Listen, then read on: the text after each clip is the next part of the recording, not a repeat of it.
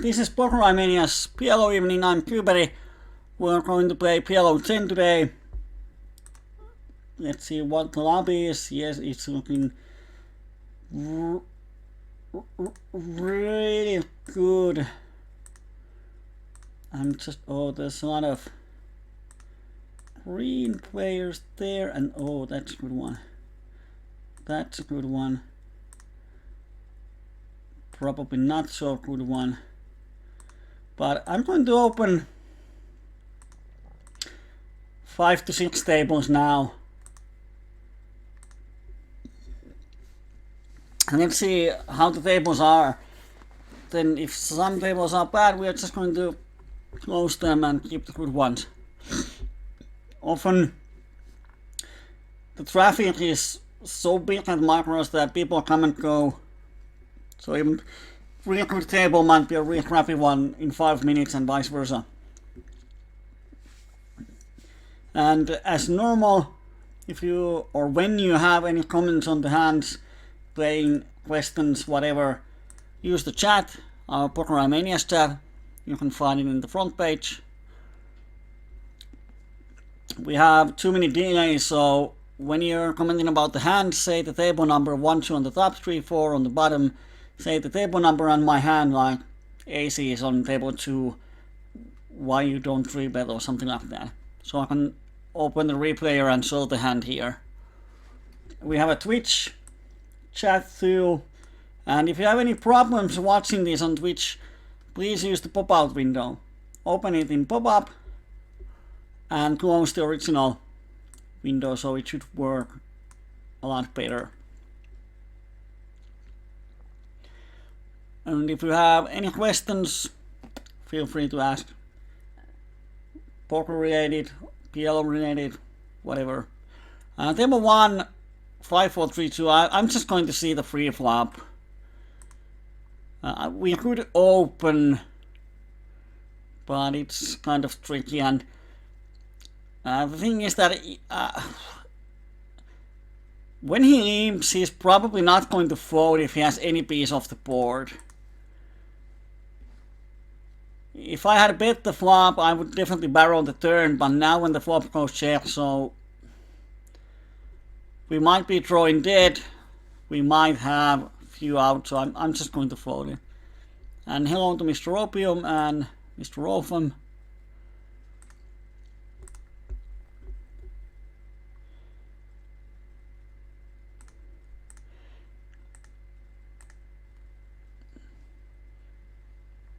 We could have open full pot on table 3. This 2.5x is the balanced version, but neither one of the opponents is a known opponent, so we don't have to be balanced yet. So until we have history, we can exploit by opening bigger with good hands. And here I'm going to make a c-bet. If we check, he can barrel us to fold our hand, and when we bet, he might just fold, and easy money.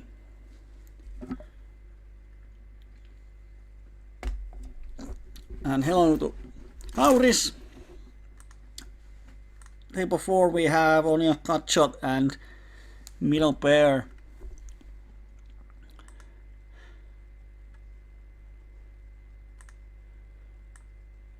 So we have to fold.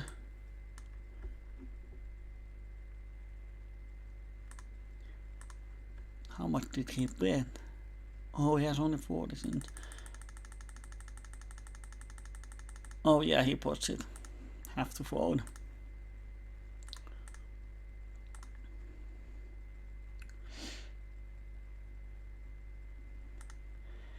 On table 4, I'm going to c-bet here half a pot. And as long as the opponent doesn't do anything like he is going to raise us with air, it's super profitable. Now he mean bends, of course we are going to call.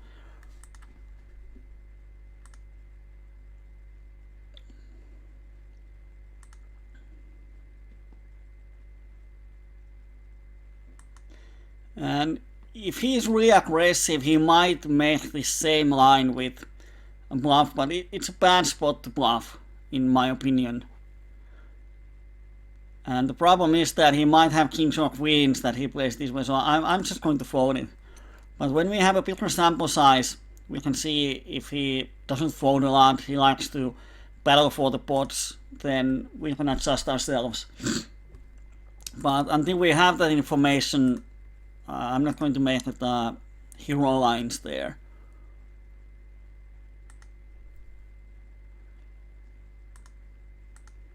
Table 1, I'm going to 3, but it's pretty nice aces. And on this board, one is calling station and one is sort of tidy. I'm going to c-bet. Oh, we min open. The pot button didn't work. Because they're going to fold. If they don't have anything, they're just going to fold. We have the ace of diamond blocker. So I'm going to barrel here.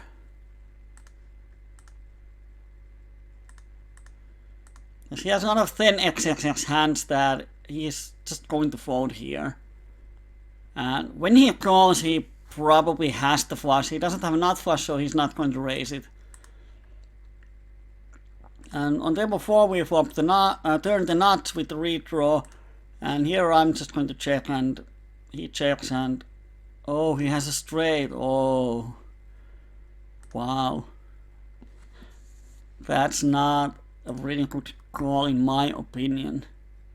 On the flop he calls with pair and open ender against 3, but on the turn he calls. Not a good call, unless he knows I'm barreling, but with those stack sizes, I have a strong hand often.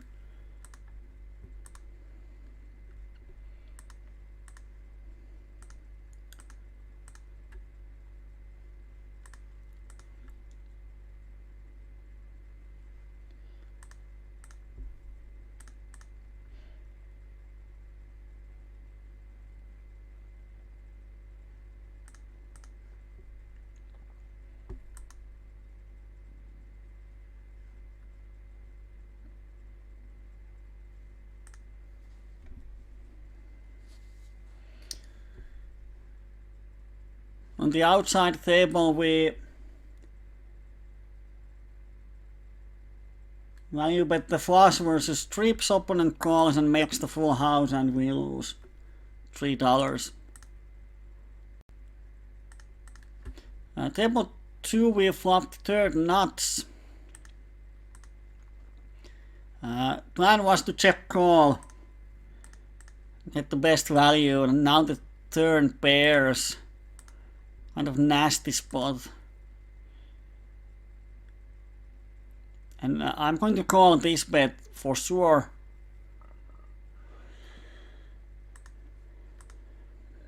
Not sure. He might have actually aces with that line. Not sure. But we win the pot. So they didn't have anything.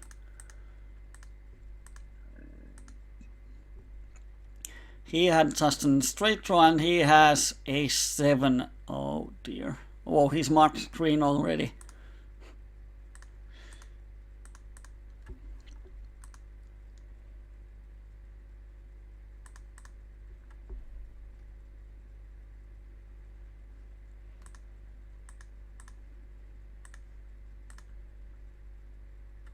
And on the outside table we have a set versus set. And we actually blocked the top set, but maybe it's our fortune that the board didn't pair.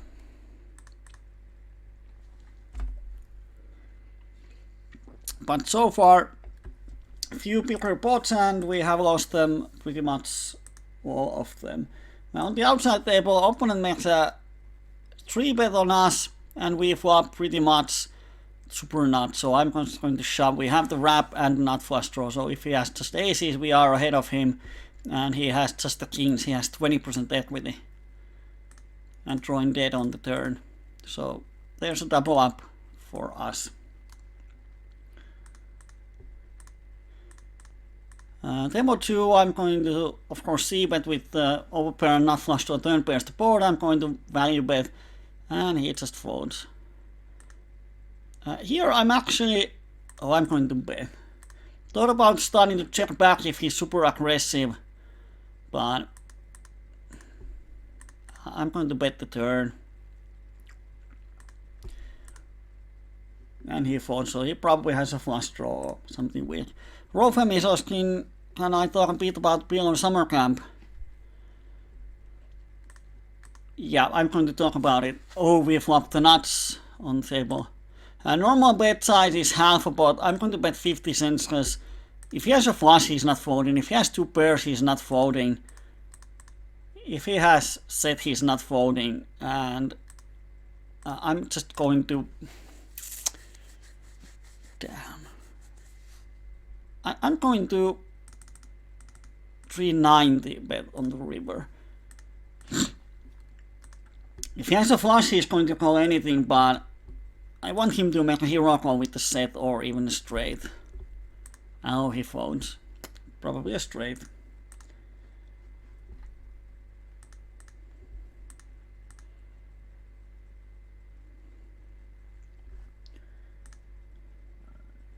So PLO Summer Camp is pretty much a study group with private coaching. And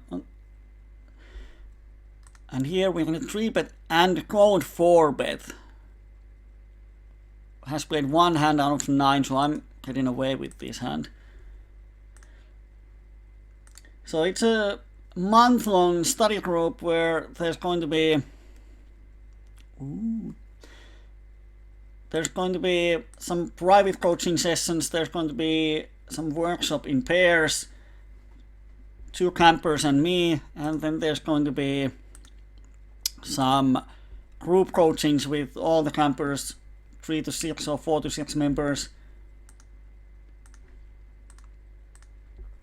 So there's some information on the forums. So the idea is that, let's say we have 4 members. I'm going to continue on that in a bit. On table 4 we flop the trips with the nut flush draw. And we have 3 overcuts to 5. So pretty much if someone has 5-5 or 9-5, we still have a lot of outs. Table 2 we turn the trips, table 1 we hit the trips. So a lot of stuff going on. We get the value on table 2.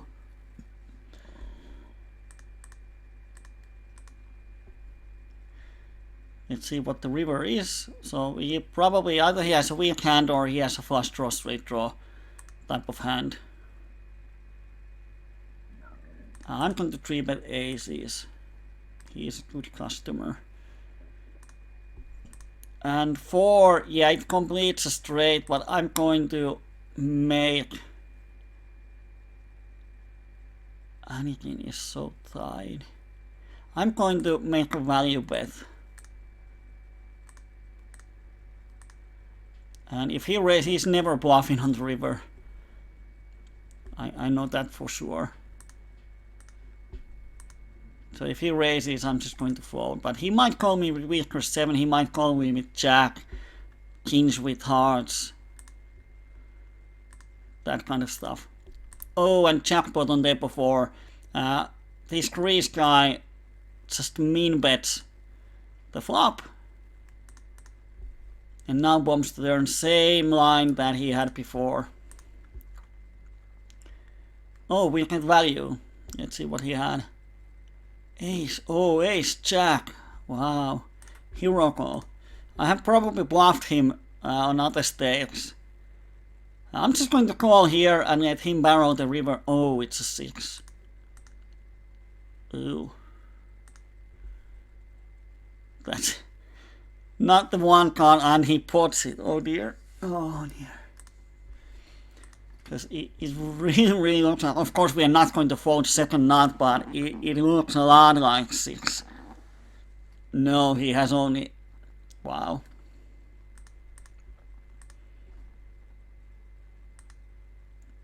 That's aces or 6 or some 6 bluff, and he just made a 6 bluff.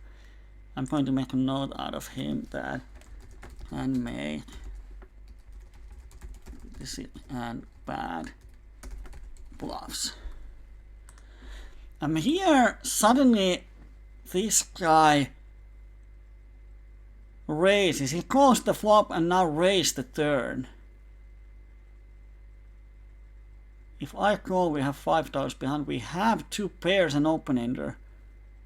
And it just doesn't make sense. But he's 64-0.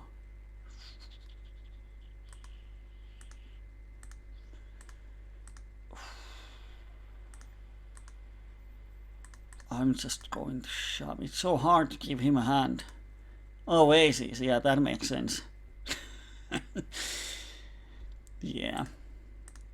Once again, he had what he represented, because aces is the only hand that makes sense. And I had 1 ace in my hand, 1 ace on the board, so it's so unlikely that he has aces. So, yeah.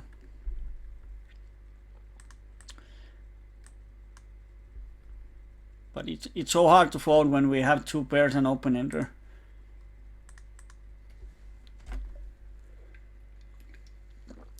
And he's representing really, really narrow range.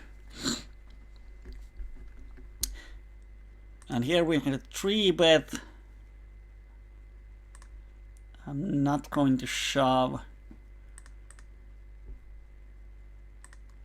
And now when he shoves, I'm just going to get away.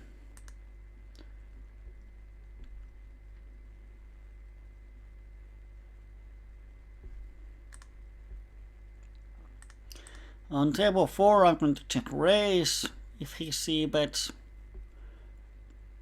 Over pair and flush draw. If he has 2 pairs, we are flipping. If he has a set, we are small underdog, but we have a lot of folding equity. And if we just check call, it's obvious we have a flush draw. Or at least it's really hard to get value if the flush comes. And when he just calls, we are definitely ahead of his range. And they both fold, which is nice.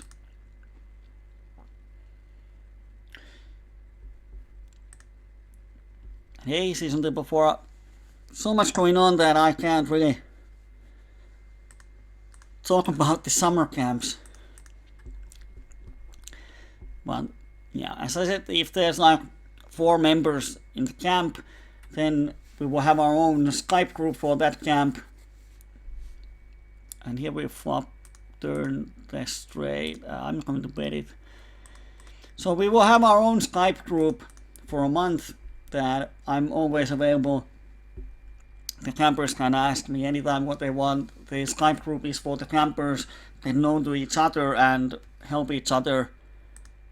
Discussion about poker. And then there's going to be coachings and so on. And Rolfem said that it's a busy month. All of the coachings and sessions, workshop, lectures, sessions, coachings, everything is scheduled beforehand. Probably we are going to use Need to Meet software or something like that to see what are the times that everyone can participate. So as we have 1 month and each one is going to receive around 12 to 13 hours of coaching. So it's not like many hours a day. So it goes over a period of a month. So even if you have some busy days, if you have some time during the office hours, then we can probably work it out.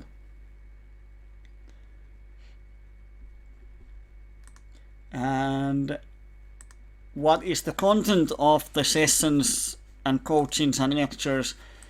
It totally is depending on the campers.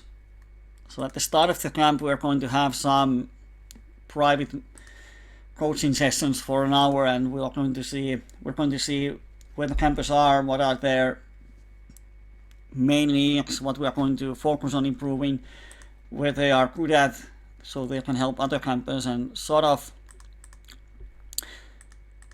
see what is the level of their game. Here we can raise, it's a mean raise.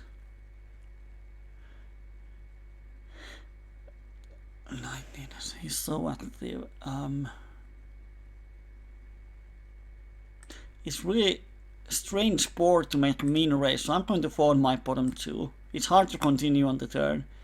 Here on table 4, I can make a beer. Of course, we have 200 pp deep, which is sort of crappy, but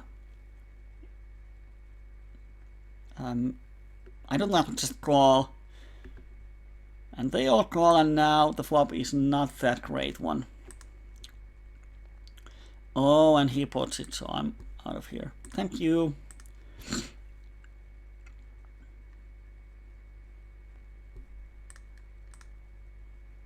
So basically the camp is a lot like private coaching for a month, but it has the benefit of the other campers. And then there's going to be some workshops where you work with the other campers on some addressed topics, which is not available in normal private coaching. And then there's going to be 2 playing sessions with the other campers. Not with me, just with the other campers. And after those playing sessions, I'm going to produce a hand history where all the hole cards are visible for all the players. And then we're going to watch it together, where we can see what the other players had, and we're going to discuss about the situations. What were you thinking? Why did you do something? And it's a great opportunity to hear what the other players thought. Like if you are representing a straight and the other one says that, oh, I'm not going to believe that you have a straight because of, and they're going to explain it. So it's a great opportunity to learn how other players think about you and your play. So there's some information on the camp, on the forums. I haven't heard that there's going to be a lot of similar type of coachings done before, so it might be such a new thing that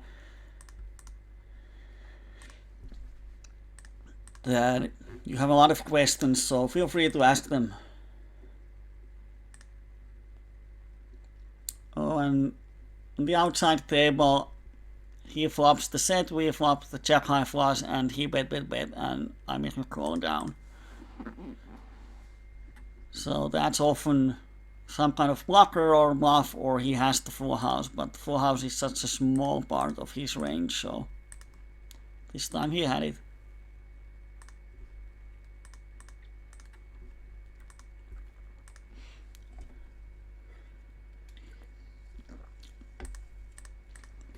It is definitely interesting, and I think it's a really good way to have sort of crash course in PLO for a month. On the outside table we can get the money in with aces. On the table 3 we have quads on the river, but there's straight flush possibility, but I'm betting big because either they have a full house or they don't. Oh, aces versus aces. Oh, we split the pot. I thought we lost it. Yeah, it's a split pot. Justice.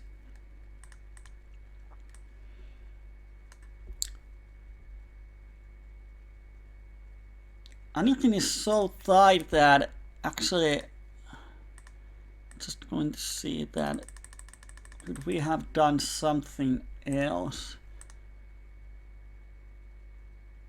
20. I'm going to call with my cut shot here. Queen is probably often an out, 6 is an out, 3 is an out. We have to pay 20 cents in the pot of 230, so I'm here when I 3-bet and he formed, oh, he has aces always, so definitely one option here is to call and then donk any flop and hope he folds his aces.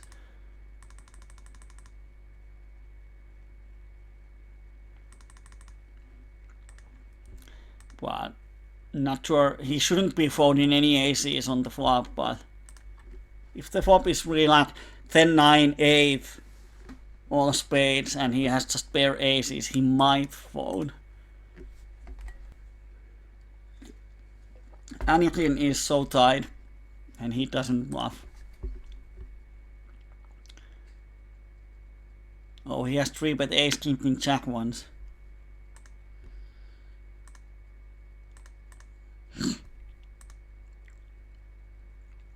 But we don't really get a lot of value from him. Here is a good customer.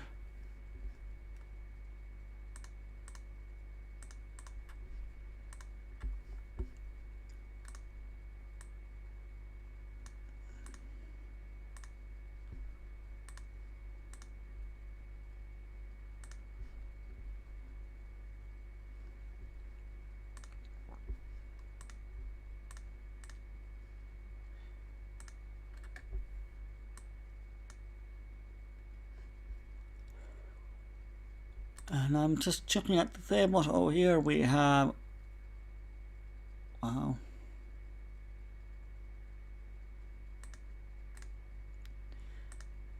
Not sure if I should give him a green or yellow color if he's just a good customer, aggressive. Pre-flop raised 34 out of 99 hands. Donks raises.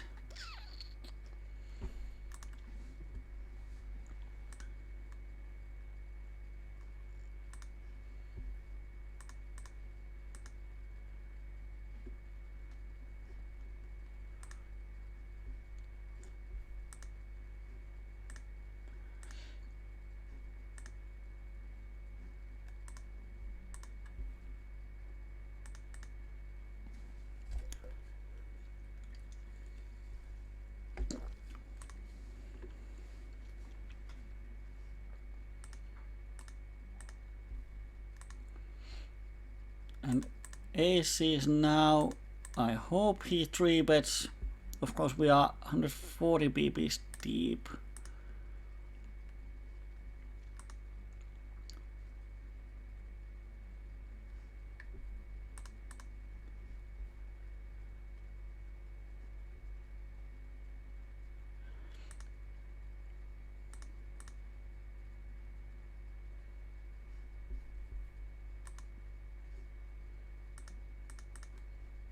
And on table 4 we don't flop much.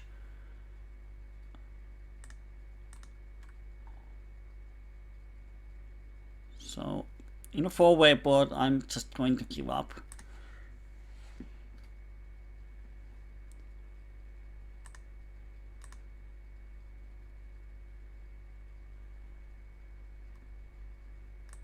And he was just bluffing.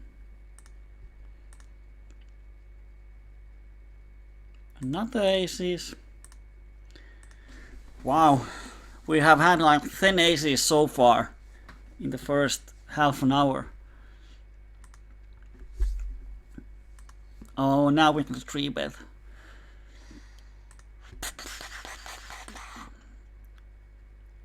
Probably 120 BPs deep, so I'm just going to put it. We can stack off on any flop. Oh, he gets it in, and he has queens and jacks. Nice. And he doesn't hit his 4-outer. He has 40% pre-flop, so aces versus queens and jacks, he still has 40%, so.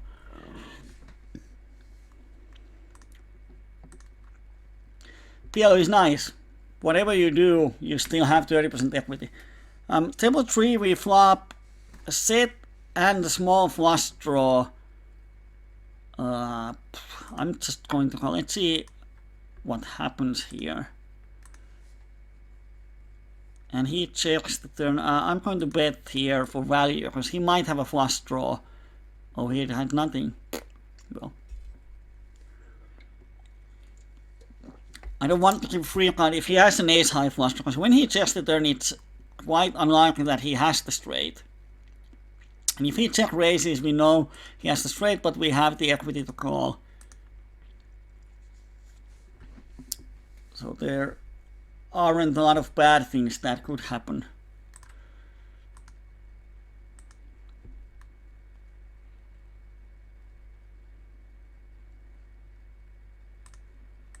And on table 2, he is call happy. So I'm not going to bluff him on a limped pot. You can have the pot.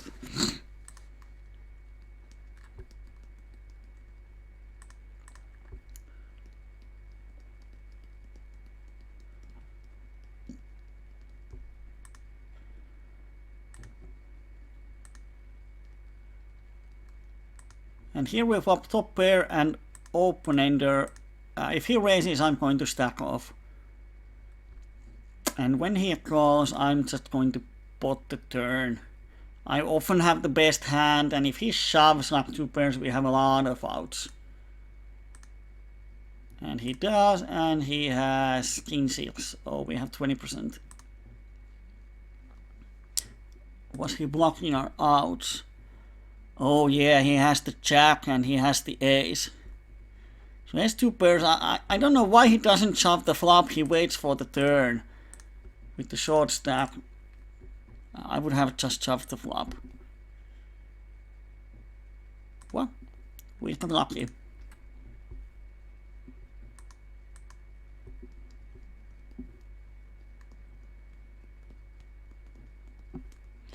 Anakin is there's the neat red. So this dark brown is a color that I don't want to see on the table so much, because these guys doesn't give us value. We can steal some of the blinds, we can steal some of the small pots, but here on the outside table, double suited aces, ace, king 10, real premium aces, definite 3-bet from any position. And now if someone shoves rainbow aces, we are 60-40 favorite. And if they call, there's going to be so many flops that hit our hand.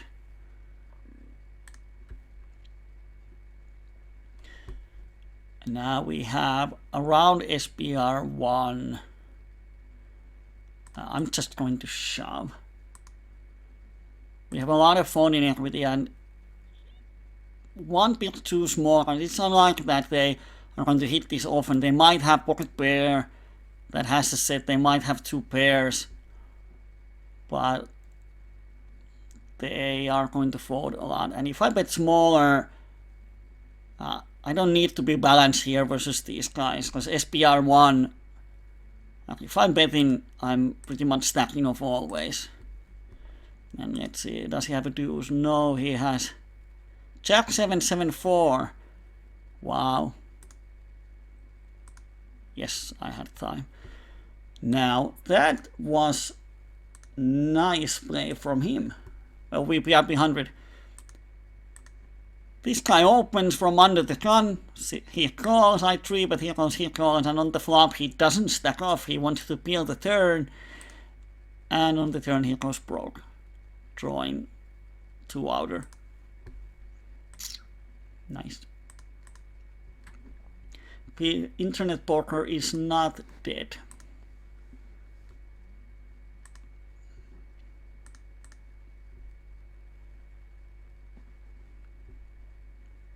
Table 4, we have the nut flush blocker, but one calling station, one shorty, not a spot where we want to make a blocker bluffs. And overall in PLO10, ace blocker bluffs are not going to give a lot of value.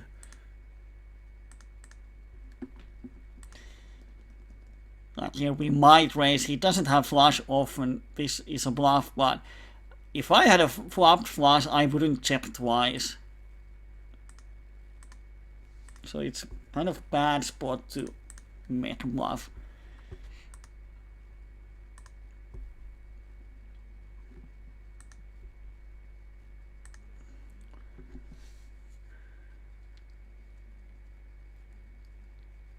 And another funny thing here on, we open, he calls, we bet the flop, he calls, we bet the turn, he check raises the turn, and it kind of sucks because he might have the deuce, but he does it with queens. Now that's one crappy way of playing pocket queens, but he split the pot. Wow. Some interesting decision from the opponent. What is good bankroll management in PLO? Well, overall, first thing is that if your win rate is negative, like if you're losing, then it doesn't matter what your bankroll management is, you're going to be broke. So if we assume that you are a winning player, or at least break-even player, then there's going to be two different kinds of bankroll management. There's going to be the mathematical aspect and there's going to be psychological. Oh, he had a flush draw. So there's going to be a mathematical approach or aspect, and there's going to be psychological aspect. The mathematical aspect here on the Mutsui it's a limp spot, so I bet. No one has a reason to bet, so if I check, it just goes check through, and we miss value. Oh,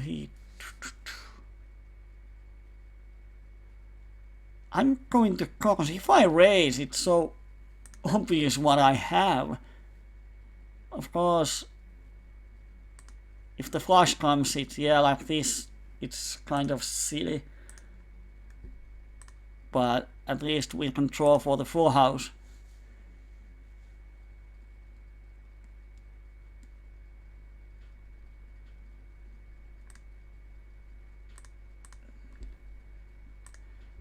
If I raise the flop, it's so hard to get value from anything.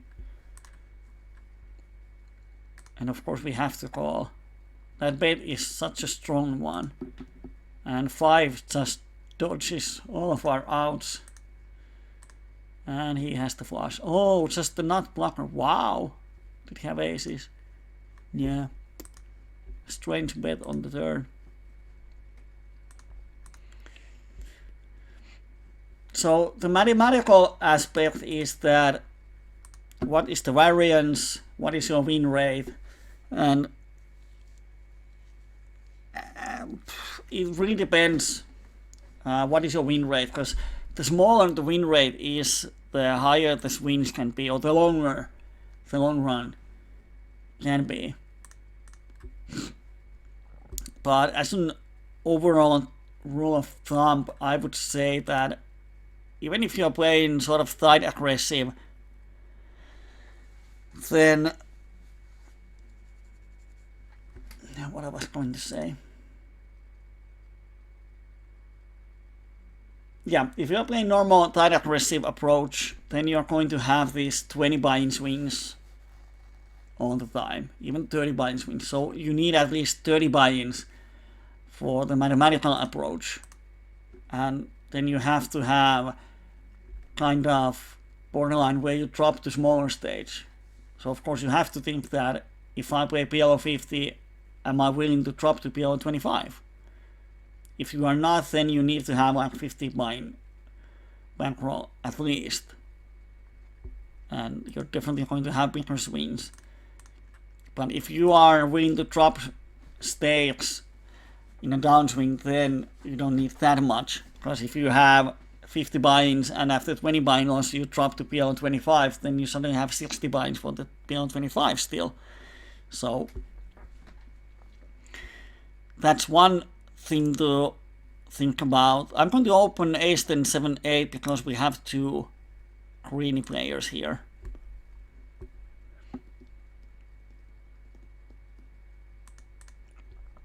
And then there's the psychological approach. Like, even if you have 50 buying bankroll and you will have this mathematical downswing of 25 buy-ins, so now you suddenly lose half of your bankroll in one session. How does it affect your game? And I know for sure that if I have a bankroll of $1,000 and then after one night I have suddenly a bankroll of 500, it would definitely affect my mental game. And of course, some people are so calm that it doesn't matter how much they lose, it's just numbers. And then there are players that even if they have $1,000 bankroll and they lose 1/10 of it, $100. They think, oh, I have only $900. Oh shit, and then they're going to tilt. So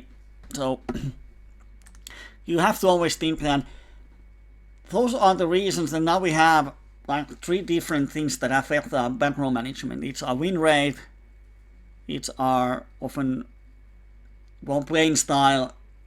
If we are really lose aggressive, the variance gets slightly bigger, but win rate affects it. Then the mathematical approach, it's combined with the win rate, and the psychological. And as the psychological part is really dependable on what kind of mental game player you are, it's impossible to say that, okay, if you have 75 blind bankroll management, that's perfect. Because it might be perfect for me, it might not be perfect for you. Here on table 2, I 3-bet kings, and he 4-bets. I'm going to call it. Min range 4-bet is aces, but we have position. So if we flop 2 pairs or set, it's going to be great. Table 3, once again double suited aces. Woo! And we just get the stack in. And the flop is perfect. And we win the pot. And now he spots. This is really a strange way, but I have to follow. Yeah, pop-up works better.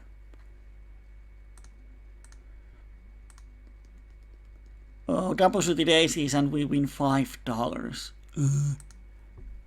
Kings and rundown. Oh, they have premium cracking hands for us. We are quite lucky that we won. Can we see? We had only 37 pre-flop. 3-way all-in with double suited aces and we have 37, so it's close to break even. That is strange. What they had, he had aces. I don't know why he shoves the turn and he had just a wrap. Makes sense.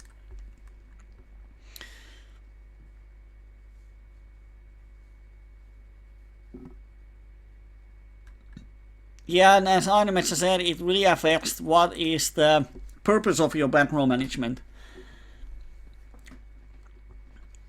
Like, if you want to get up in stakes, then you need to have more aggressive bankroll management.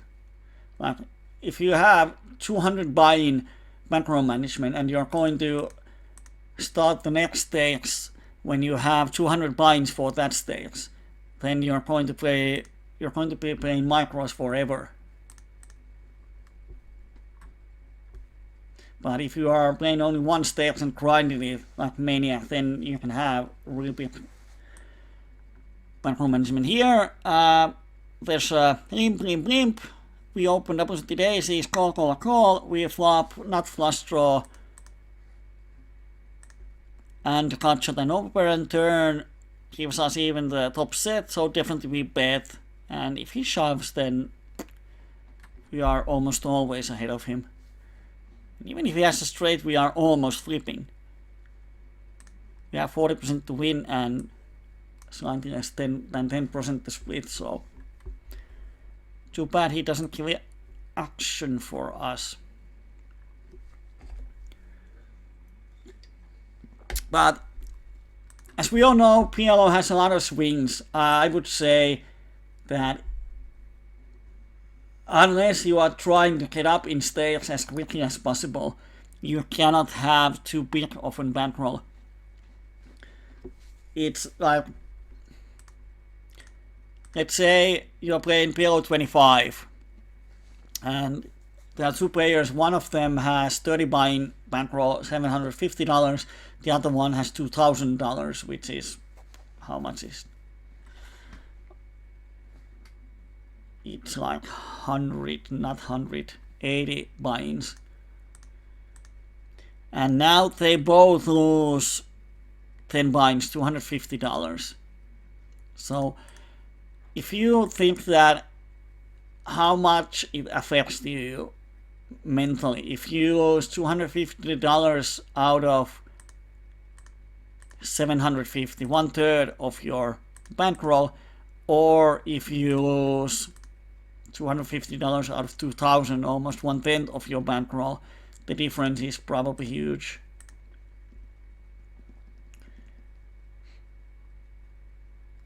And here we see bet and we get a raise. I'm just going to fold here.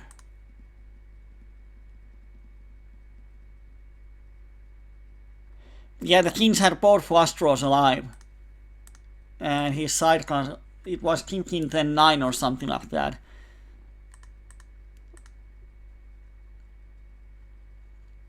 So the one with the rundown got both of his flushes dominated, so quite unlucky for him. But here on tempo 3 we flop really big draw, insane amount of nut out, and on the turn we pick up the nuts with 2 redraws to flush and higher straight, so we bet. And on the river, he's 63-13, probably not going to bluff the river, so I'm just going to bet. If he has a flush draw, he's folding, but I don't think he's going to bluff me often.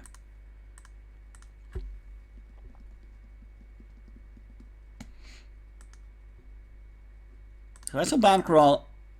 If you are not sure if it's big enough or not, then it probably isn't.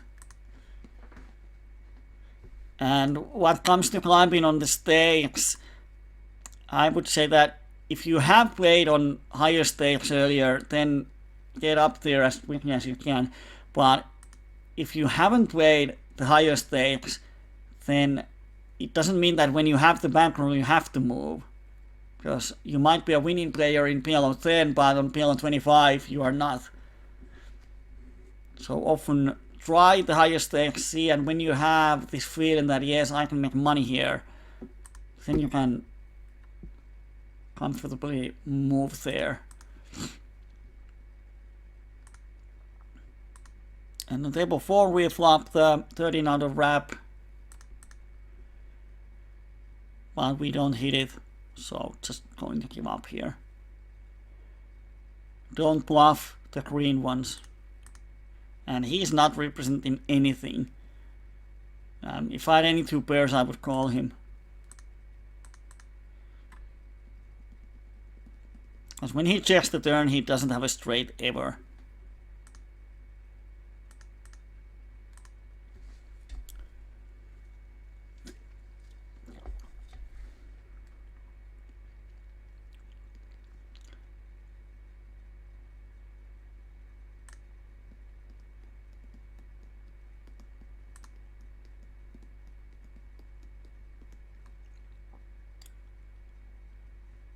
What the crap did he have? Queen 6-5.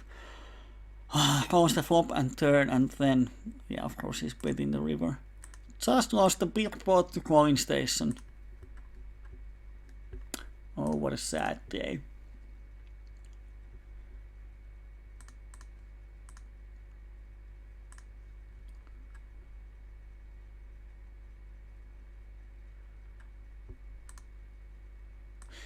Here's a real good customer. VPIP 100 hasn't folded on any c-bet. But he has folded a lot of turns. And I'm actually going to just pot the river because he's a calling station. And he shouldn't have a 9-10 when he just calls. And he had just 2 pairs. And we pick up a nice pot. Yeah. It's a men's world. If you are not sure it's big enough, then it isn't.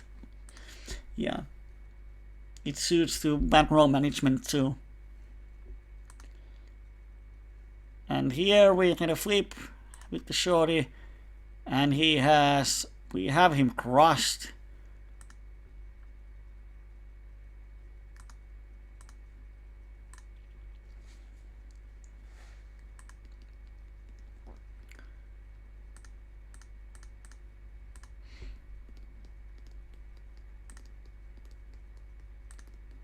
Another hand with the same guy. He calls the flop, so he probably has the flush draw. Or he has the cut shot and he hit it. No, he didn't have. What did he have? He had pocket jacks. Oh, he had the cut shot. Anything. I'm just going to repeat this. He is type of player that is super honest. He doesn't bluff. I haven't seen ever a bluff from him. And here we have the overpair and flap. I'm going to bet. If he raises, he has pocket kings. Oh, he shoves. I'm definitely going to call. And he has king 6-9. And we just win first pot and we win the second one. Woo! Here, shorty. I'm going to check because I have two pairs. And now we go to showdown and we win the pot.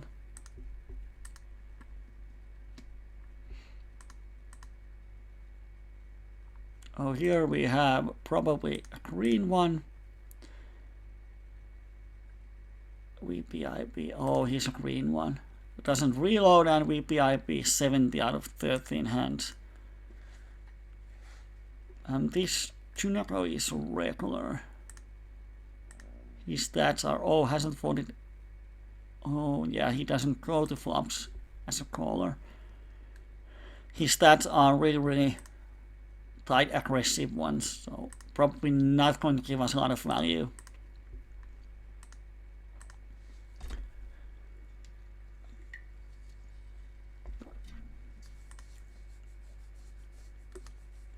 And here we pick up a lot of draws on the turn. So I'm betting it as a semi-bluff, and on the river we had two pairs. I'm probably going to check call here so he can bet all his missed flush draws. Oh, he had queen 10, but he did have a missed flush draw. Not sure why he bet the river for 1 BB. He probably doesn't know it himself. And here we pick up the runner full house, so just put it.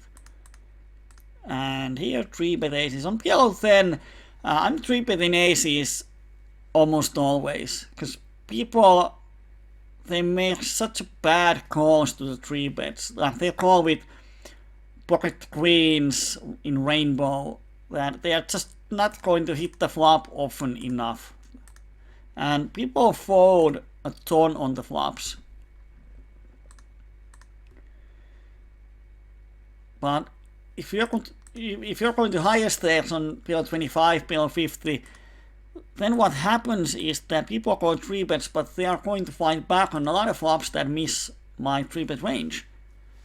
People are going to check raise you with any pair. They are going to check raise with open-enders. They are even check raising sometimes with the bluff or just an ace blocker. But on PLO10 and lower, people are playing so straightforward in 3-bet pots, 100 BPs deep, that I think 3-betting aces is just super profitable. Like on the earlier hand, well, now we have the second nuts, it's easy bet, but people call with kings on this board. I have seen so many call downs with kings or queens. After I 3-bet and bet, they just call with kings or queens. And even if the board is whatever, people are going to fold unless they have two pairs or better. And even if they have two pairs, they are often just calling. So I can improve, and people make such many mistakes on 3-bet pots. And here we pick up the flush on the river. No value. And here we have an flush draw, pair, and straight draw versus this guy. Now on the turn, when he pots, he probably has straight. So if we want to call with the flush draw, we need to win $1.7 on the river, and he has 1.46. So if he has a straight, we are not going to make money by calling, so we have to fold.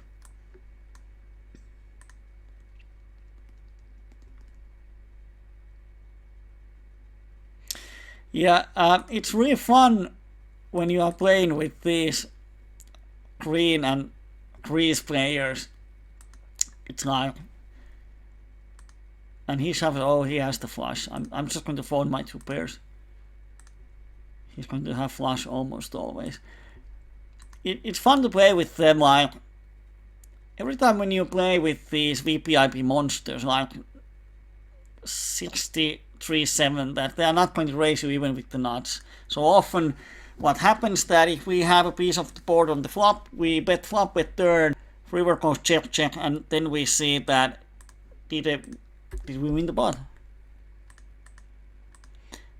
And it's always fun to see that what the heck did they have? Because you try to think, oh, he has to have the flush draw, and then he shows that, oh, he has air or bottom cut shot.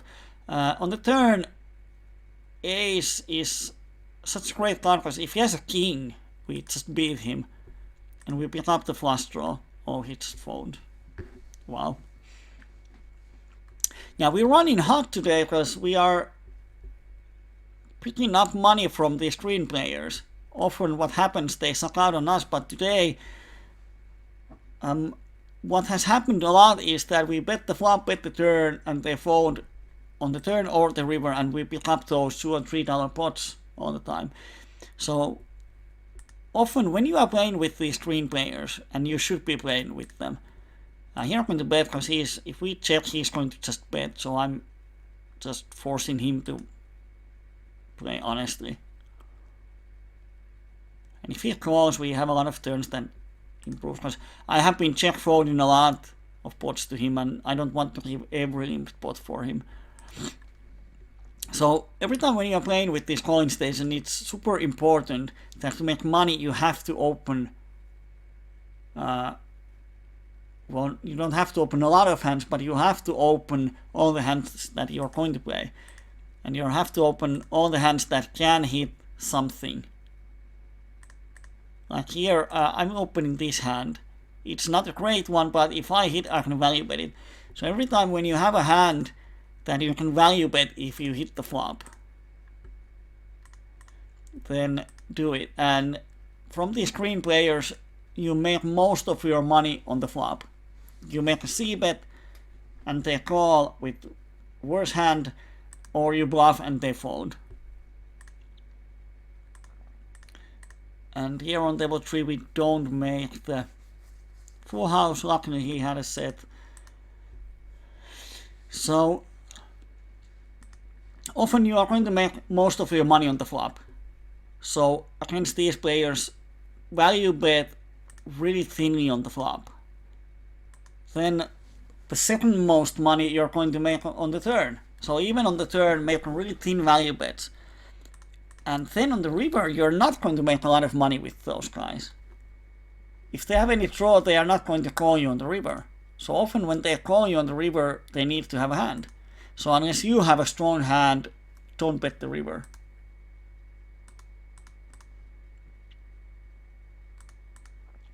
You're going to make money on flop and turns. So what happens is that often we build up the big pot on the flop and turn, and then on the river we have to see if our hand held up. Did they suck out, or did they have a nuts this time, or what did they have?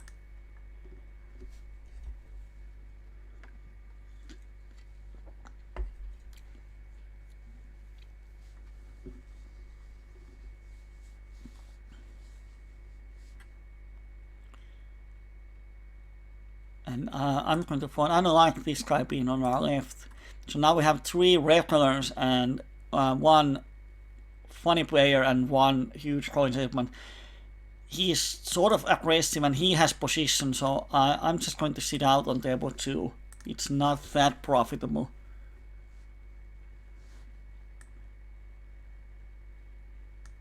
Table 1 is super profitable. We have this super creek on our right.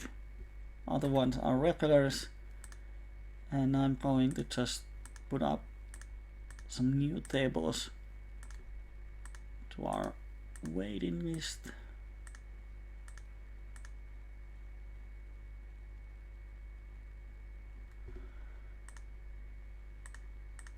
And here we have, I'm going to call in position Because we have the flush draw, we have the 5. And a lot of turn cards, all the Broadway cards are good for us. Now he just mean bets.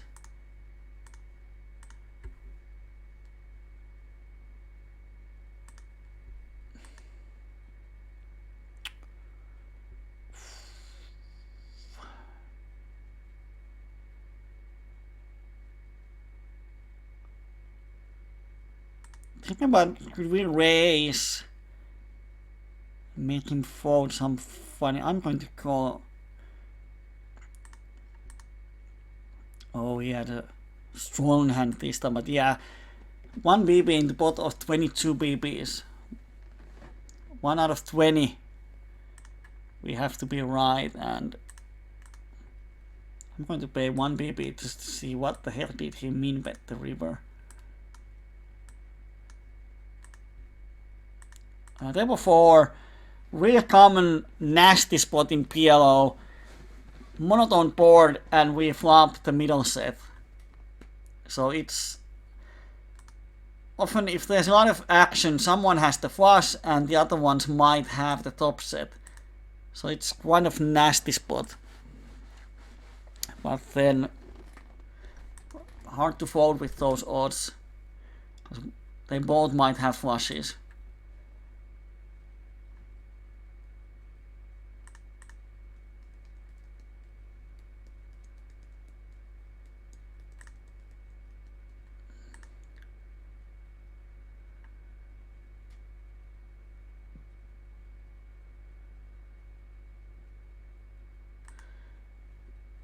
Here,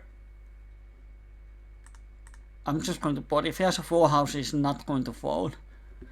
Here he checks the third and now bets the river.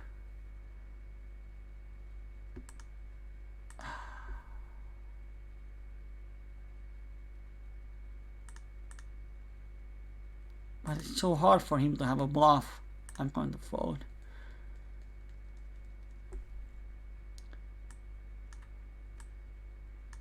And Animecha is trying to explain the taxation on trees. It's kind of complicated. I think one of the funniest thing I have seen in poker forums for a long time is that when they announced the taxation for the Greece ones, that if you win money over $100 or whatever the amount is, then you have to pay taxes. And then there was huge debate and, oh, this is so wrong, that you're going to kill internet poker. And people were so worried about it, and then someone said, come on, have you ever seen a winning Greek player? So what's the problem? None of them are going to make any profit, so stop whining. Nothing changes. Sorry if some of you are Greek. Now I have to say that I actually have seen one good Greek regular at PLO Micros and PokerStars, just can't remember his name, but he was something like 22, 16, and 7, and quite of. At least the pre-flop stats were pretty goodish.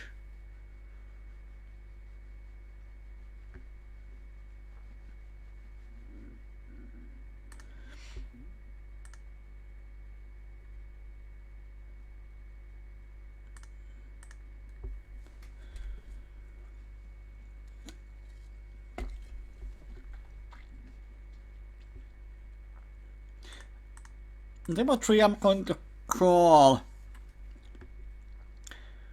3-bet is one option, but he's just 90 BBs deep and he's quite tight. And often these tight players, when they wait for the whole day to have aces, when they finally do, they really don't want to fold them.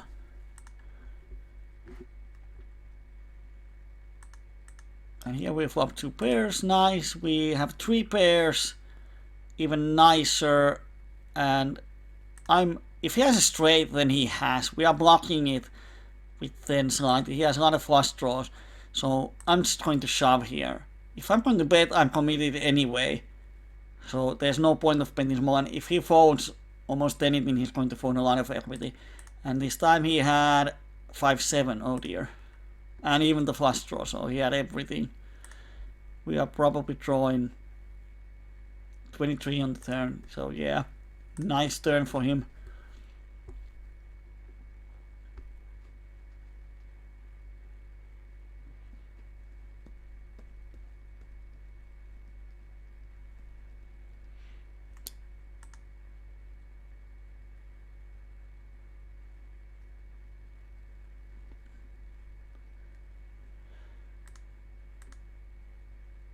Alexei wins a big pot with pocket threes.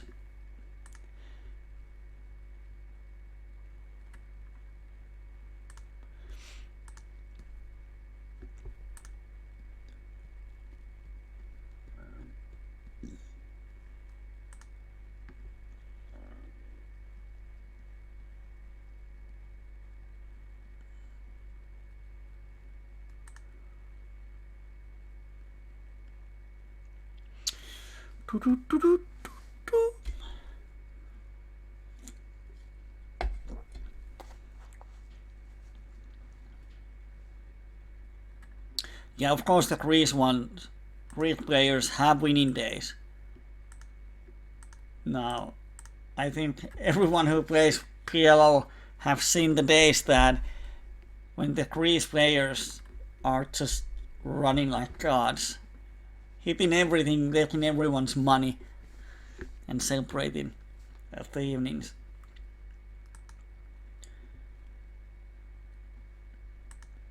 But that's probably one thing why PLO is going to be profitable for a long time.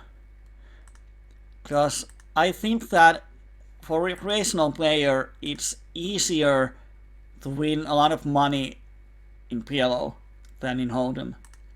Because if a recreational player deposits $100 and he sits in one table or two tables of PLO50 and he wins $15, it's not a significant amount of money for him. Like, he's not going to go to bar out, woo, I won $15, and it's 30 BBs.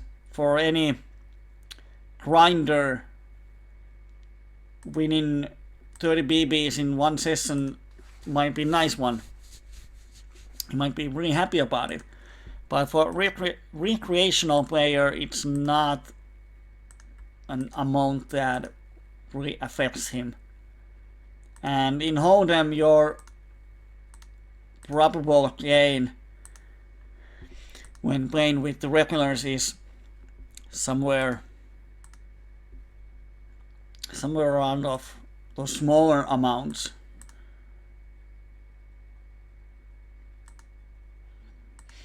But in PLO you can win, if you deposit 100 and you take a few flips, you can win $300 easily. So that's why a lot of recreational players love PLO. You get more action and you can win bigger amounts easier. 1 BB. I hate this. I'm going to call it the 1 BB. Here it's hard to get value, so I'm going to bet half a pot. I hope he goes with kind of flush draw hand or shoves here something. And he just folds. It's so hard to get value when the ace comes after 3 bet.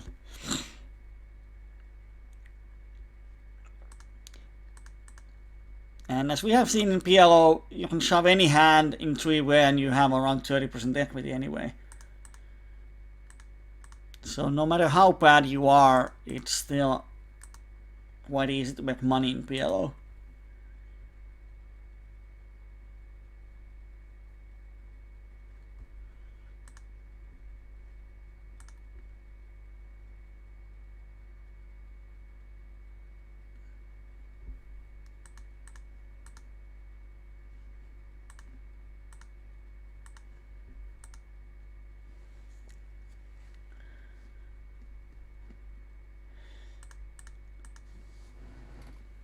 On the outside table, we lost 2 bigger pots to a coin station that makes 2 pairs on the river. But we value bet when we were ahead, so we should be happy about it.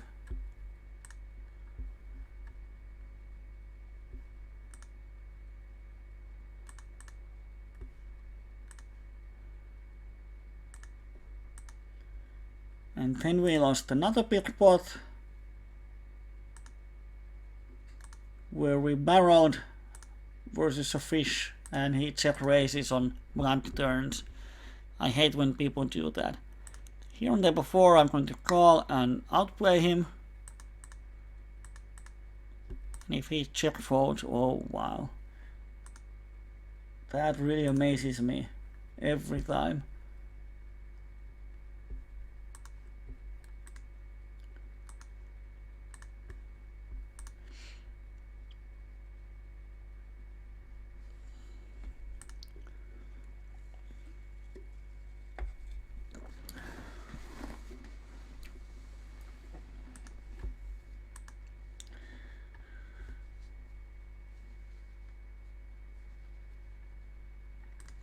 But I'm going to find a lot of green players on the outside tables. So sometimes there has been really tight games on PLO10, like a lot of regulars. Somehow it happens often on Fridays, although Fridays should be the best day of the week to play. But on Fridays there's going to be a lot of regulars on PLO10 tables, like 5 or 6 regulars wake up at evening and they just sit in every table, so there's not much tables for the fishes. But now the games are really juicy. We have 1 or 2 green players on each table. I have 7 tables open.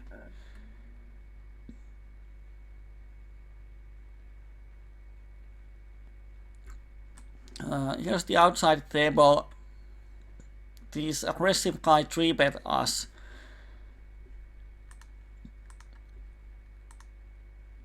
And I'm going to bet. I don't think he's going to check if he has a strong hand unless he's going to check raise. But he shoves, so we have top pair and open ender. We have to let it in. And he has. I'm not even sure. We probably were ahead of him. Oh, 50-50 on the flop.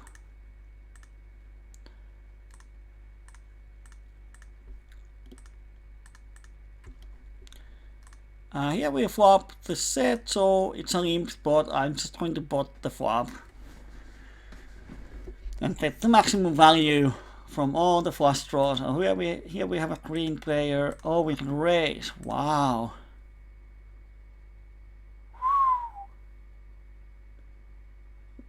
Well, first thing is that he has opened 6 hands so far, so I just don't believe that he's going to limp aces. So I'm going to get it in, and if he has aces, I'm just going to be... Oh, he folded. Did I miss something? Limp pot, I pot against 3 people and he raises me for a pot and then folds when he has $6 behind.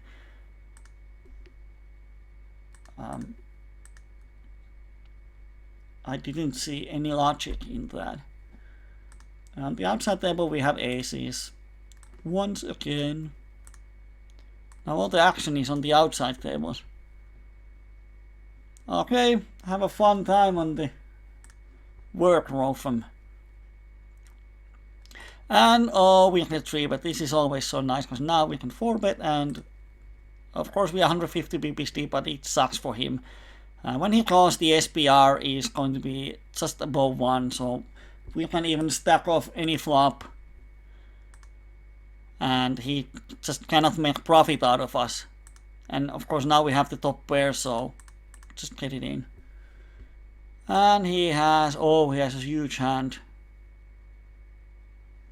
this time, but yeah. Once he 3-bets, we 4-bet and the money goes in on the flop, and it's kind of set up for him or me. We had 43% on the flop, so it's kind of standard. He didn't play it bad, I didn't play it bad, it just happens. Of course it sucks to lose 350 BP pot, but that's poker.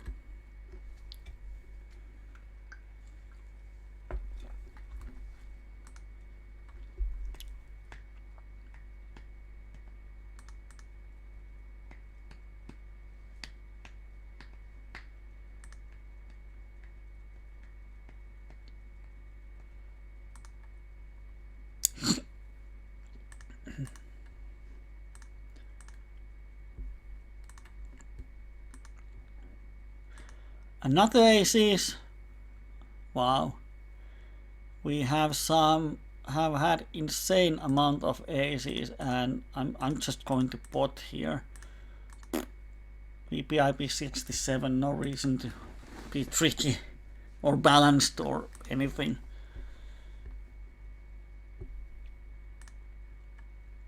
And we can record 4-bet. Oh, he's shorty. If it was 100 PP stacks, then it's another flip. But now we are often even ahead. Oh, he has pocket 8s and 10. And can we dodge? Oh, we have the nuts on the turn. Didn't see it.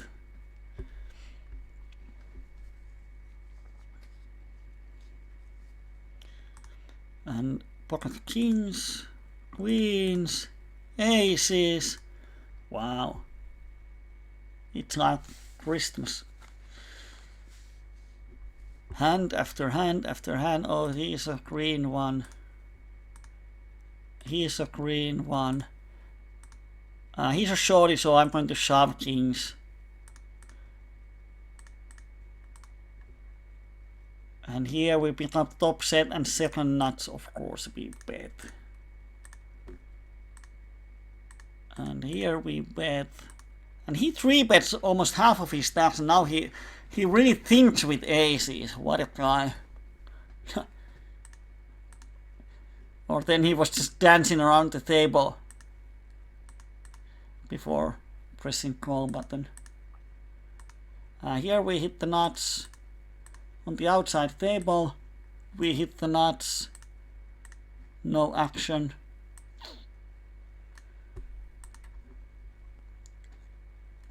Yeah, so many aces. It's like, as I've said, once you played PLO enough, you are not happy to see aces. Because with aces, well, in PLO10, PLO5, and these really small stakes, I'm happy to see aces, because you should be making a lot of profit with aces. Sometimes people suck out on you, sometimes you get it in a bad shape, but overall, you should be making a lot of money with aces. But when you go to PLO 50, even PLO 25 versus good regulars, playing with aces is kind of tricky. Because if you 3-bet, you don't want to, especially out of position, you don't want to 3-bet, so you call. Then on the flop, you often have just an overpair, it's a good bluff catcher, not sure what to do. Here we could have called for set value out of position. Especially when we are this deep, but decided to fold. Should have been slightly better. So against good opponents, playing aces out of position is kind of, it sucks, it's hard. But in PLO10, as we have seen, people just don't shove flops as semi-bluffs. I don't think I have seen any semi-bluff shoves in 3-bet pots so far. People are just folding or stacking off really lightly. I'm here on the outside table. I open kings. I think he... Oh, yeah. I think he opened. Not sure even. Either he limped called or I opened, but when he just calls the flop, he shouldn't have a set. So I can definitely bet for value here. And he folds. Have to see what happened briefly, because I was really sure that I opened. Oh yeah, it's 400. These were out, so yes, I opened. He calls and then he donks the flop for half a pot. There's a lot of people that do this. This board is really draw heavy. There's a straight draw, there's a flush draw. And he donks half a pot. I have no idea what hands he can do this, but definitely it's not the nuts. Half a pot with the set is kind of bad play in my opinion. Because you just give great value for the draws. If you have a draw, not sure what he wants to achieve with this half a pot bet. But now he bet calls. It's so obvious that he has a draw. Blank turn. He has to fold.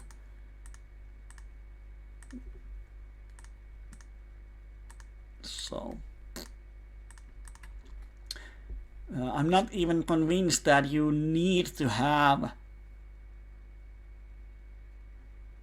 donking range versus normal players. I'm often using donk most often in situations where the opponent doesn't see bet a lot. Like there's a huge chance that the flop goes check through and I have a hand that I want to build up the pot. But against normal regulars out of position, unless they start to check back on me, I don't really have a donking range. I'm going to check call, check fold, or check raise with my whole range. But once they start to check back, like they adjust to the fact that I'm check raising with semi bluffs, bluffs, and so on. Once they start to check back, then I need to adjust, and when they start to check back, then I start to donk too. But haven't seen a lot of adjusting in small stakes. Regulars don't adjust.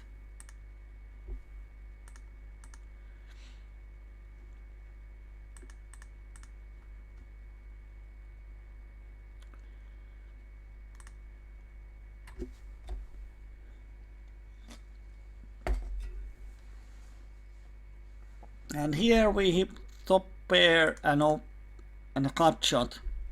Some backdoor flush draws we bet and he just fold.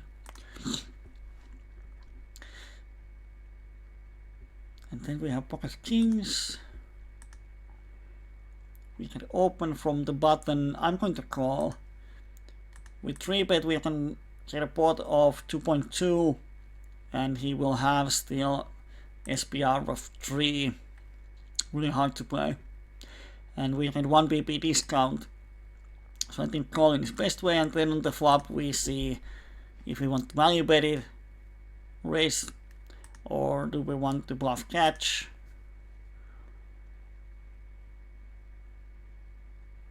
Well, he didn't bet, and on the turn we pick up the nuts. This is really dream spot because now our bet looks like a bluff. So he might even make moves on us, call ante, but wow. I just don't understand this. He opens button and on the flop he gives up. And if he's going to give up any flop that doesn't hit his hand, he's going to lose a lot of money.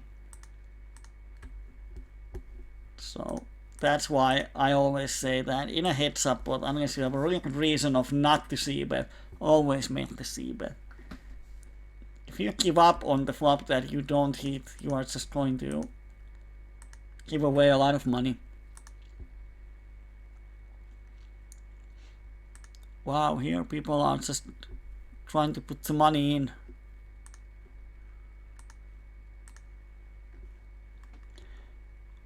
On table 2 we have overpair and a cut shot. Wow. I think we can even call with our cut shot. We have the backdoor flush draw for some equity. We don't hit it. But if we do, if it's a 7, we can get a lot of value from 9 high straights, 8 high straights, and so on. And here, 40 cents, of course we're going to call. Although we have only 4 outs. Oh, he raises. We are not going to call. But 4 outs is going to hit 1 out of 10 times, which is enough.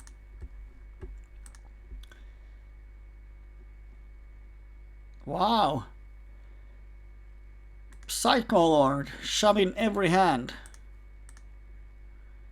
33 hands at 191.83 and he's saying sick. Yes, that is sick. If you shove every hand and then you finally run into aces and it's sick.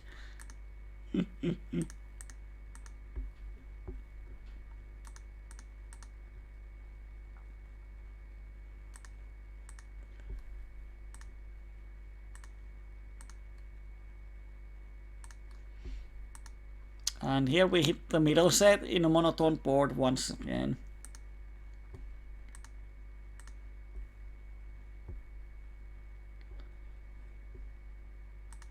Half a pot c-bet.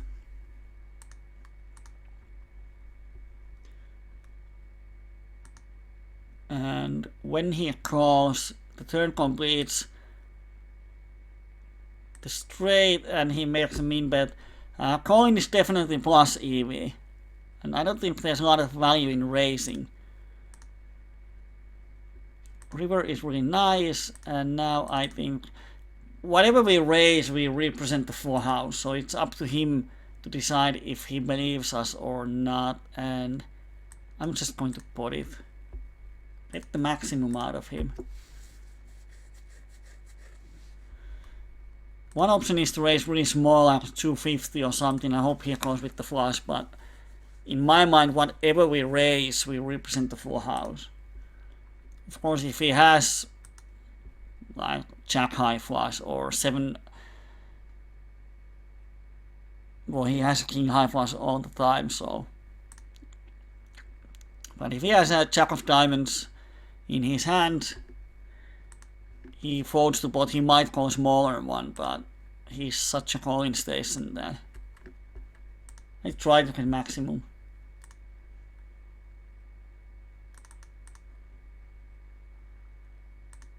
And here another aggressive shorty. Let's see if he can flip with us.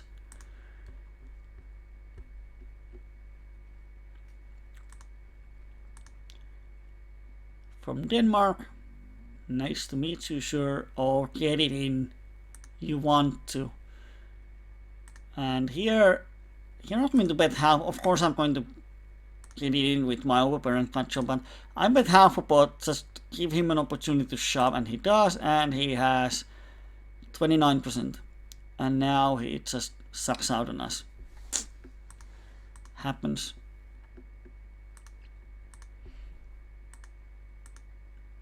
Yeah. Jack 975. Just get it in. Double up. I'm going to call because we have a huge implied odds if we hit the set. Of course, the hand is really garbage one, but we have the button and it's probably going to be a 6-way pot.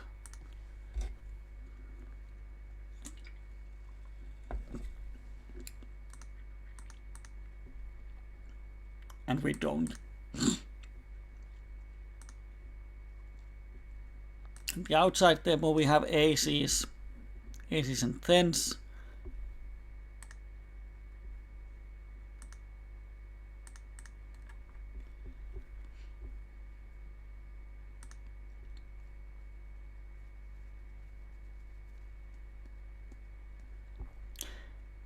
And we miss the flop. And someone donks for a pot, so I'm just going to get away. So there wasn't a lot of story behind that hand.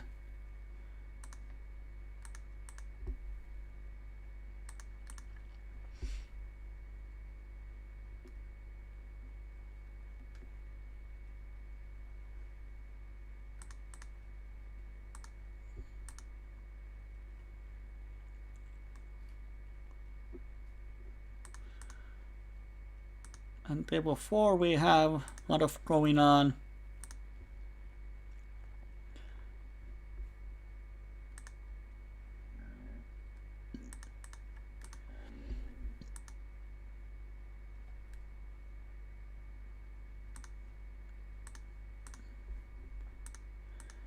Table 1 we have a min better.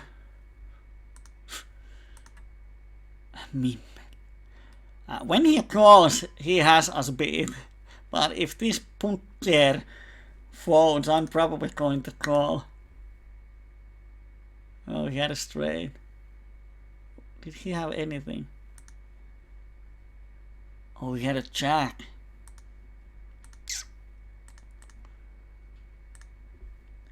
Here, I'm definitely not going to 3-bet versus the aggressive one because he can shove almost any hand if he wants. So with these rundowns, I'm just going to call and let's see if we hit the flop.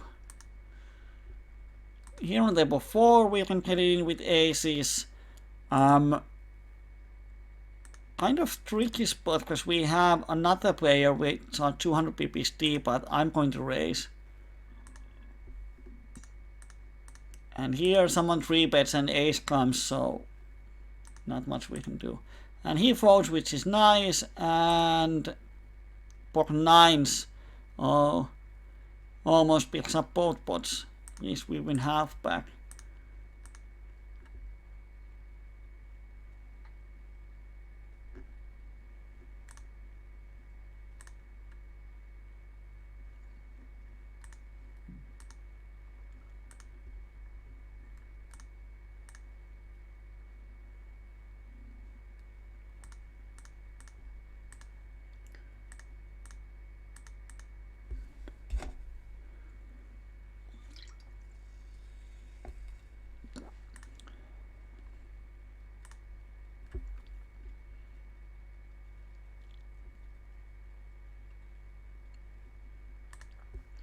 Now, let's see if something funny happens here.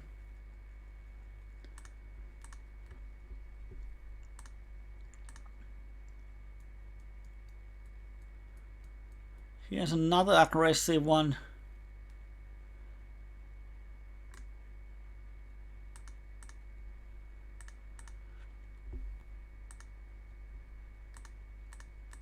I wonder when he opens 46% of the hands, like half of the hands, and now he just limps from the button and he plays 70% of the hands.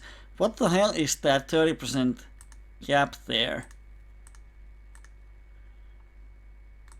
So strange. Table 4 is quite nice. We have 4 greenies. Table 1 is fine. Well, if someone plays 16 out of 16 hands, they are my friends. I'm going to call and see the multi-way pot flop.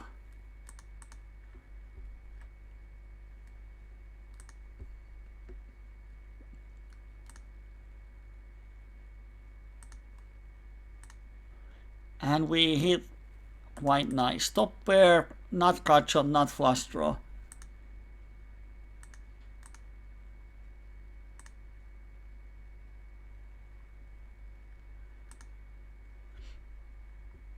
And no one plays. On the outside pot, we lose with the trip aces to a full house.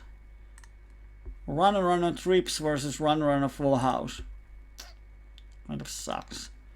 Lost 70 bb's there.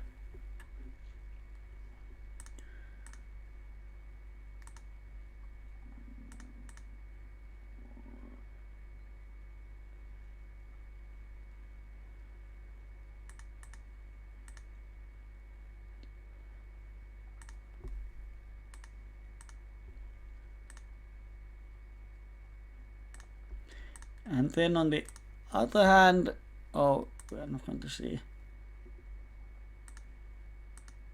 Here, he raises us on the turn when we have the flush draw and the cut shot, so we have the equity to call if he has a made hand, but he didn't. He had 2% flush draw and he raises.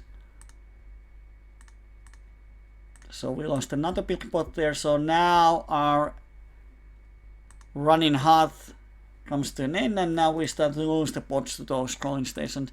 Here, Dunary donks for a pot, and he's quite aggressive Finnish player. I'm going to call. I think raising is definitely an option, but we have 8 outs to nuts, we have overburn, we have backdoor flush draw. Definitely I'm not going to go anywhere. And now he bets half a pot.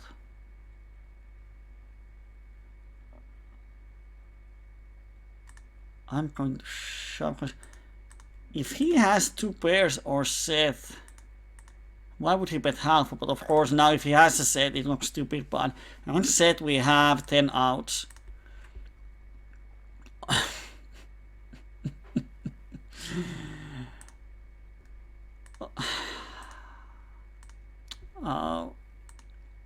Congratulations Finnish Dunari. Yeah, on the flop he had nothing, and on the turn he makes the set. So, yeah. His half a pot bet is still bad on the turn. Now he got super lucky that we had a hand that we can stack off, but yeah. He had nothing on the flop. And he donks for a pot. Well, here on the outside table we turn the nuts. And now we have $6 pieces. I'm going to shove and hope here. We have 2 jacks, so we are blocking jack 9. And here this really aggressive Finnish one pots the river.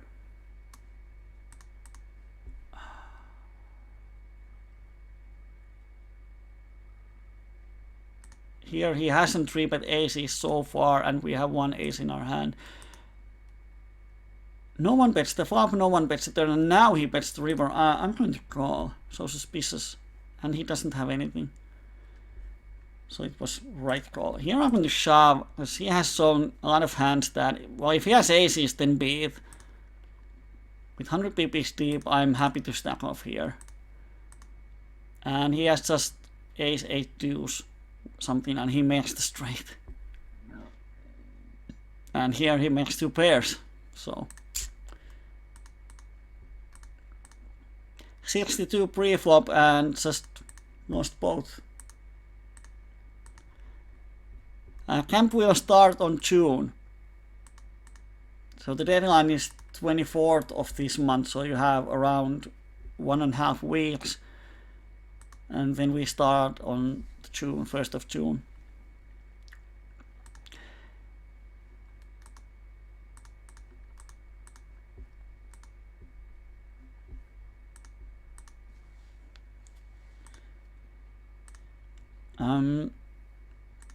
Half an hour ago I was sure that we are making profit from today's session, but after the last 15 minutes I'm not sure. Like here we lost 100 bb's to a suck out, and we have lost a lot of big pots on the outside tables. Here on table 4, when he doesn't see bet, I'm going to bet half a pot, and he makes a check raise. Probably never a bluff. So congratulations, you got half a pot value.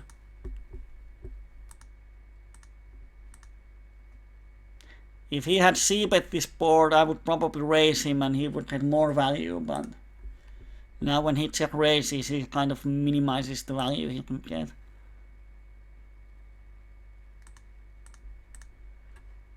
And a lot of drawing hands, table 3 and 4.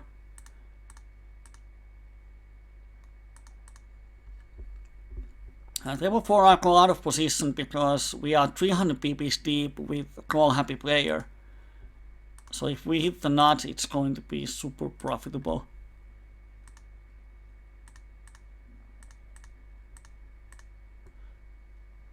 And we hit the trips on the turn. And full house on the river, so I'm going to value bet it. No action. Here, do not bet spot once again. We have a wrap. And it's kind of good spot for him to bet, because no one bet the flop. No one should have a strong hand. So he can bluff here.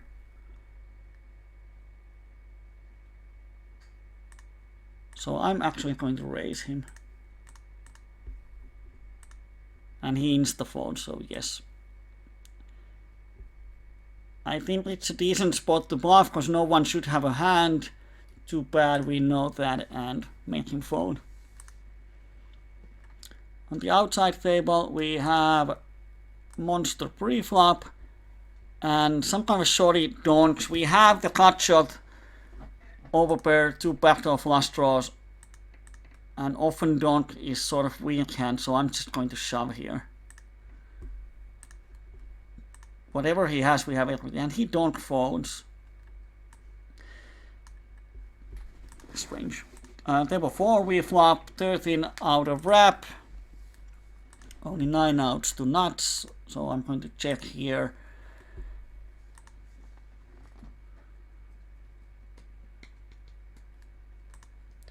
Now, I think when they both check, we can bet as a bluff here. He check raises. Didn't see his steps up, but still he should be check folding a lot, and he's such a weird guy that I'm going to call.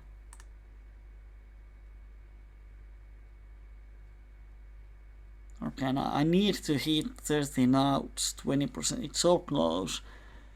But he might have something else than the flush. But he doesn't. Oh, he has a set and flush draw and he slow plays it. Yeah, of course. When he doesn't have a hand, he shoves, and when he does, he slow plays. Well, congratulations for the $1. I think he's going to need it. Minus 140 BBs in 75 hands.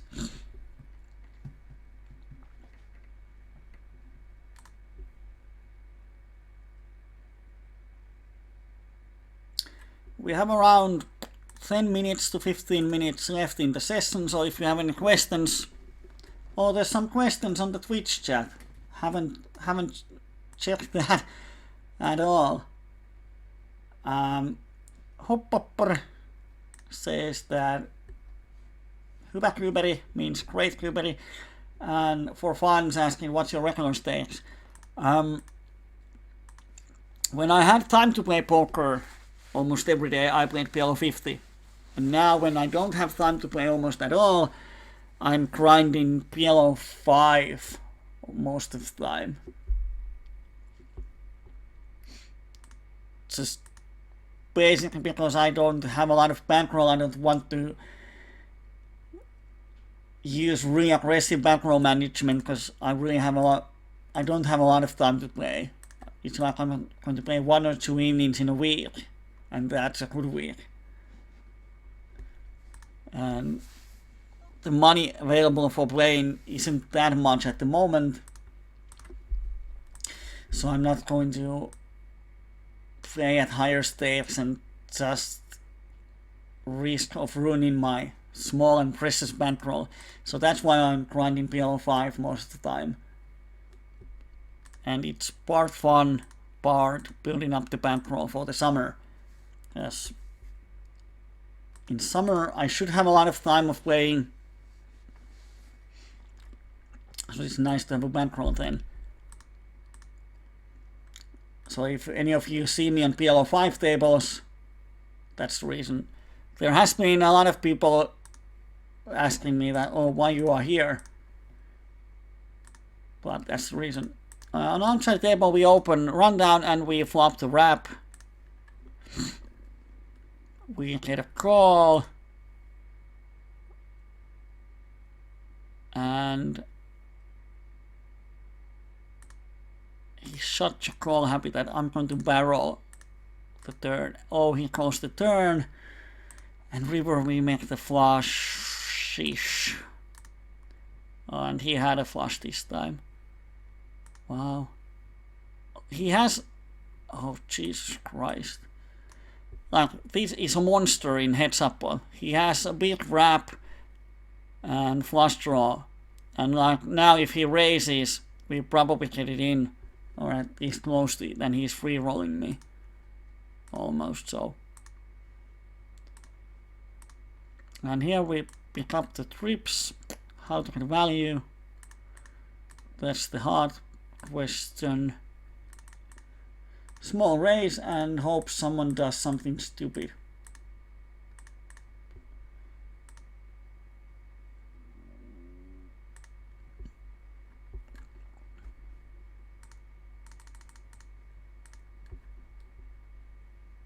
And he had the nuts this time.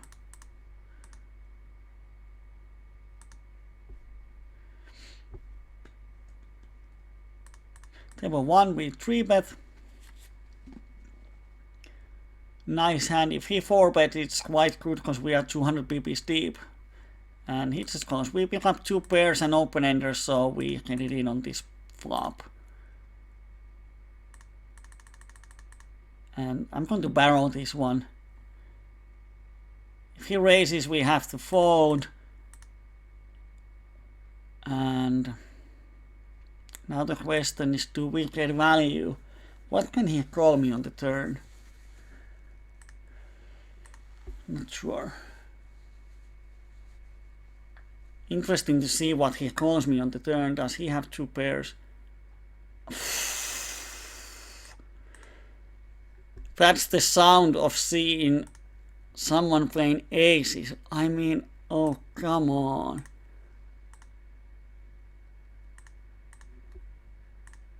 Here we get it in. Oh, he has 3%, 20%, 0%, almost sucked out.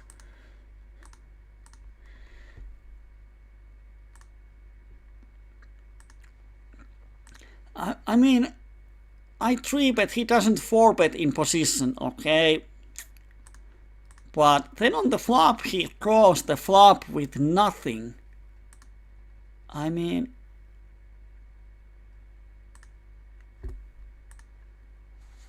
on the turn, yeah, he picks up the flush draw. I understand the turn call, but I don't know why he calls the flop. Like, when he just calls my 3-bet with aces, this is the exact situation that happens to him. On the flop, he has just a bluff catcher. And unless the ace comes, 7 out of 8 times he has bluff catcher here. And when he calls the flop, his hand is not going to improve on the turn. He has 2 outs to the nuts. Some of the spades give him some equity, but still it's hard for him to call a big bet. So he just have to fold many turns. So this is a really bad way of playing ace. I would have just 4-bet, and let's see what the pot would be. Like, if he calls here for 80 cents, it's 2.4, so he can raise to 3.55. So the pot would be 7, and we have 18, but SPR 2.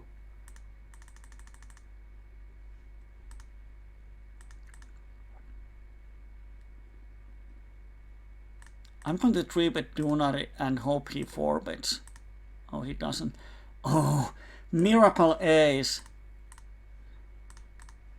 I'm going to bet half a pot, because if I bet smaller, it's suspicious. If I bet bigger, it's hard for him to make moves.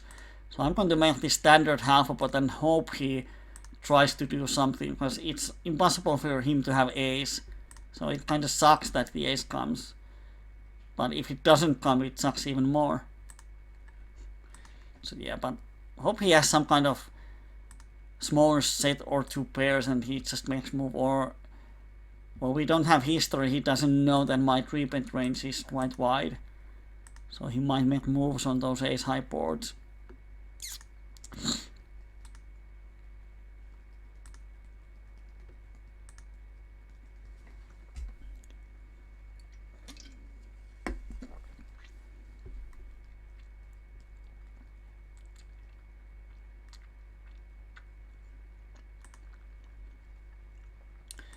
I'm going to close table 4, table 3. Table 4, I'm going to set mine. We don't hit the set, but we hit overpair flush draw and open ender.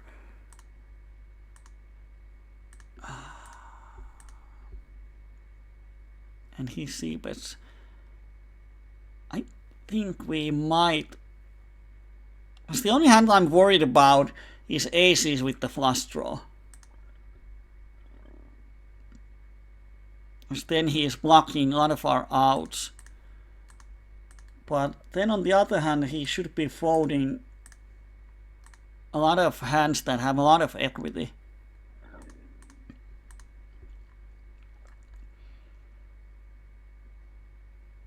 And what he has? Oh, he had a trip deuce. But versus trips, we are often in a decent shape. 42 on the flop. But it's like he shouldn't have. He is 25-17, so he's a regular. So he shouldn't have a lot of deuces. Here, Ripper calls us on the flop. I'm going to bet the turn for value against flush draws. Or make him fold a flush draw. And of course, if he check raises here, I can fold my straight. But it really sucks that... Close that table. It sucks if we check behind and river is 5 of hearts. And he has some 9 high flush draw. So just don't want to see that happen. I'm going to sit out on all of the tables actually.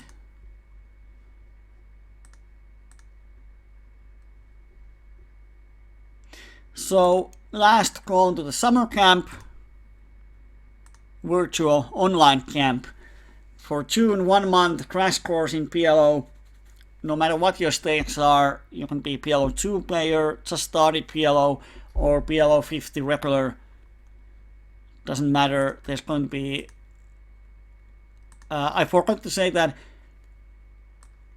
if there's going to be a camp, all of the participants, the members of the camp, will be at around same level in their gameplay.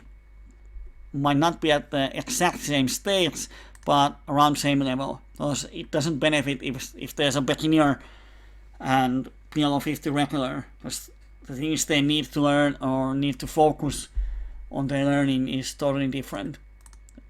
So you don't have to be worried that you are going to be put in a camp with a lot of different players.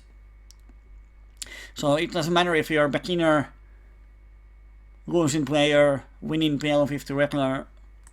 With the 1 month PLO summer camp, you are probably going to improve a lot.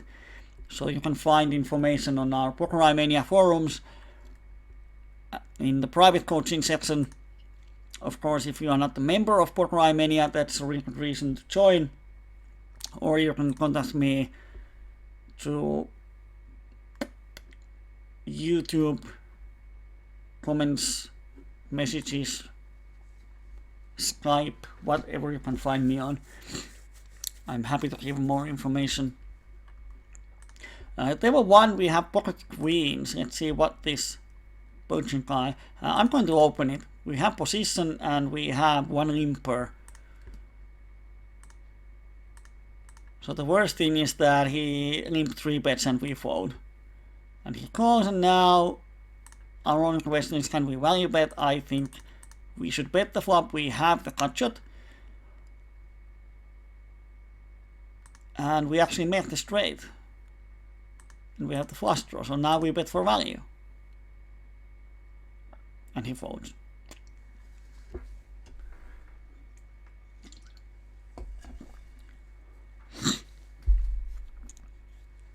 So now the next thing to figure out is, did we make a profit or not? And we had over 400 BBs, 300 BBs. One might think that we made profit, but on the other hand we lost a few pots, so I have no idea. I'm going to open it 5-way. Oh yeah, he's a greenie. I have changed this enable call happy to good customer twice already, but it always goes back to call happy. I don't know why. Here I'm going to bet half a pot. Should be profitable unless they raise. He might raise me as a bluff, but he doesn't, which is nice. Okay, where's the poker tracker? And today...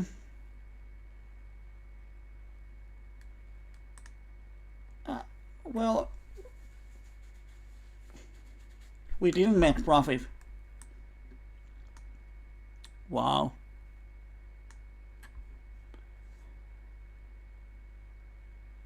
We were up 4.5 buy-ins, and then in 45 minutes we went down to 25. So yeah, this is the swings in PLO. Although I think I have an edge over the field in PLO10, here we lose 9 buy-ins in 300 hands. Which is like, if you're multi-taping, it's half an hour. So here's the graph. Once we run hard, then we run really cold. Now this is not the nice part of PLO. Like, yes, we lost in EV a couple of binds, but we came down like 9 binds, kaboom, and then we get up. And in the end, break-even session with minus 50 BPs. That sucks. Everything went well in the beginning, but nothing you can do about that. I think I made a lot of good decisions and not, at least I can't remember a lot of mistakes. So that was the Wednesday with PLO. On Friday we have the Finnish PLO night, and on next week we have the normal Wednesday English PLO night. So join whatever you want, and if you are watching this on YouTube and you are not a member of Poker Mania, then feel free to join. We have awesome thing going on here. Kyyberi says 72.21 in winnings. Well, not quite, but nice try. So thank you all.